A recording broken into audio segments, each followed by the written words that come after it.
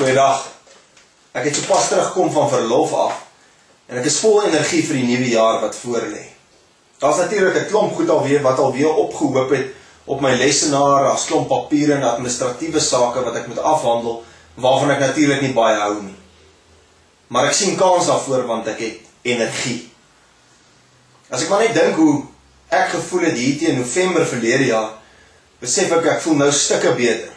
Want November verlede jaar het ek omtrent glad nie meer energie oorgehad nie. En ek is seker baie van julle het ook so gevoel. Maar toe het ek bietjie mooi gaan dink oor hoe mors ons energie.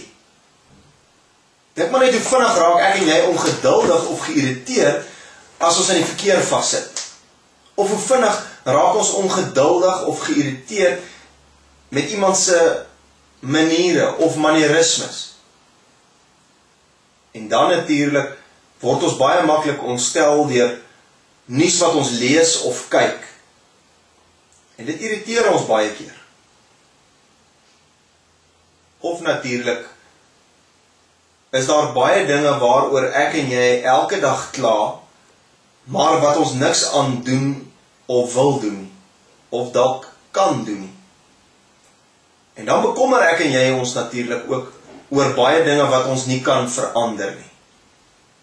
Interessant genoeg, statisties realiseer 80% van daai bekommernisse nie. Daar's 'n gedeelte in die Bybel wat ook praat oor bekommernis. Dis gedeelte in Lukas, en dit volg direk na die gedeelte toe die fariseer vir Jesus 'n strikvraag wou vra en hy het hom gevra oor die wet en Jesus het hom geantwoord dat jy God moet lief hê en jou naaste soos jouself. En dan vertel hy die verhaal van die barmhartige Samaritaan wat gaan oor jou naaste en direk daarna volg hierdie gedeelte. So dit sluit eintlik aan by die eerste gebod om God lief te hê.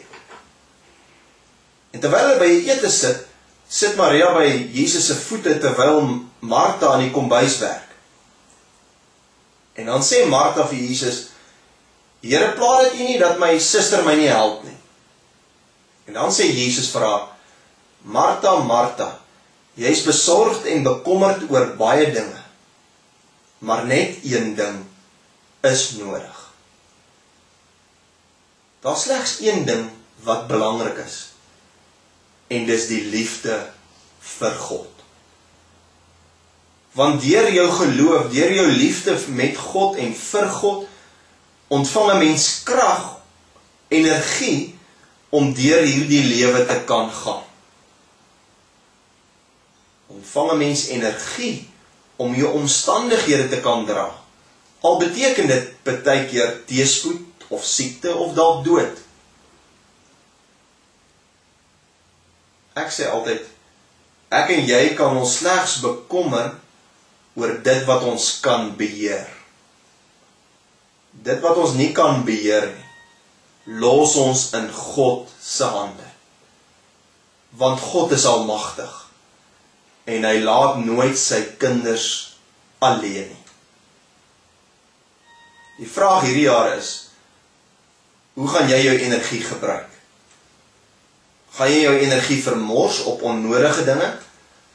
Dinge wat nog skadelik is vir jou gesondheid ook, wat jou immuunstelsel en spysvertering inhibeer, wat jou stresvlakke verhoog en jou LDL cholesterol laat optel of hoër bloeddruk laat kry, wat dalk jou potensiaal tot kanker kan verhoog en reumatiek of 'n hartaanval?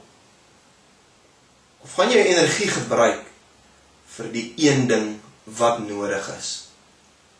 Jou liefde vir God. Tot volgende week.